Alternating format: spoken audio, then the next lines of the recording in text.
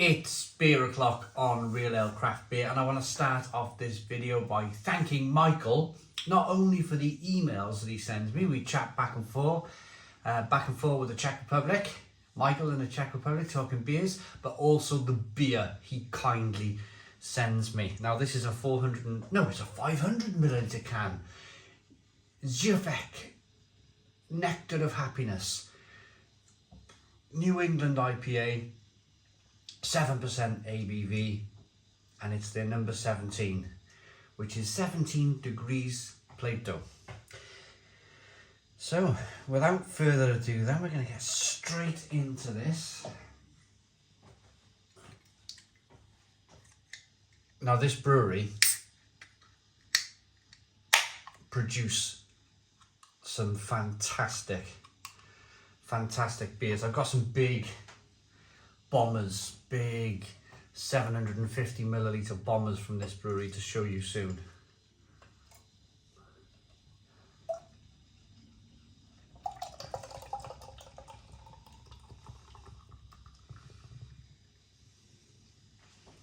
There we go. Look at that. One finger white head.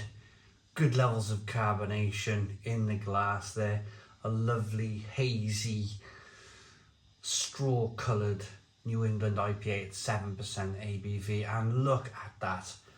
Look at that. Doesn't that look fantastic? Absolutely wonderful. If you were to comment on what a New England IPA should look like, well, this would be it, wouldn't it? This is perfect. It's right dark today as well. Clouds are rolling in and I had to have all the lights on.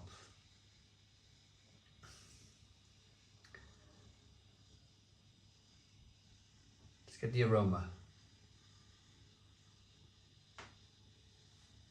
Wow. Absolutely fantastic. Full of tropical notes.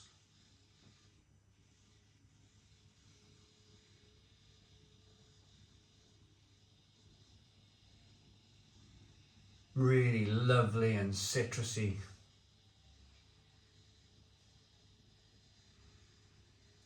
Passion fruit, mango, grapefruit, orange peel, fleshy blood orange.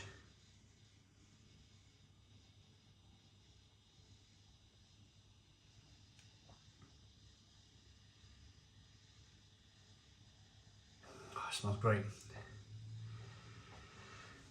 A little bit of malt. Lovely hop character. Let's dive in. Cheers, everybody.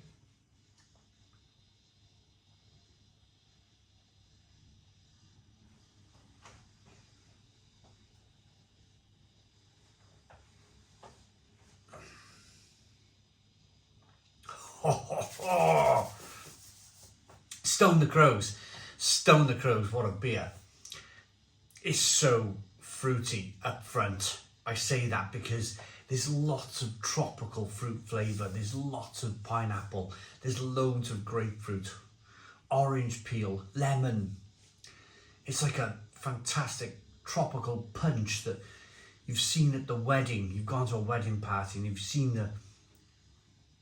the big spatula, the serving spoon with punch, and you've moved the serving spoon out of the way and you've just stuck your head in the bowl of punch. It's just so tropical. It's like, it almost kind of like immerses your whole, everything. So very tropical.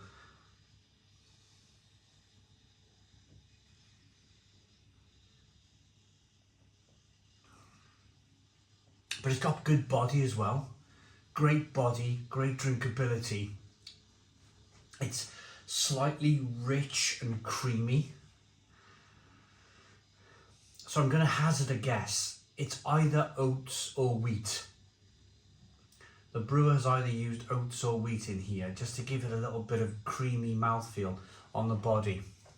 As I rock the beer back and forth, you can see, look at the carbonation chasing that beer up the glass. Chasing the head up the glass. Wonderful stuff.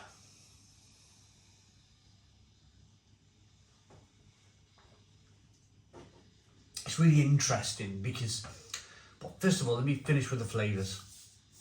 Starts off sweet, ends up with a touch of bitterness on the back end, but they've used so many hops here. They've used so many kind of new world, diverse, fantastic hops that are blowing my mind. It's almost like you've opened up the tin on a tin of pineapple rings, and you're drinking that syrupy juice. It almost feels just like that.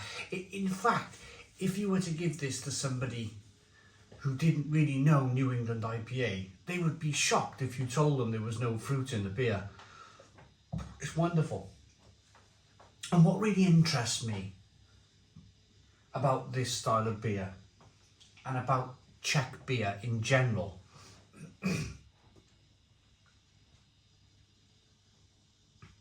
is how it's perceived.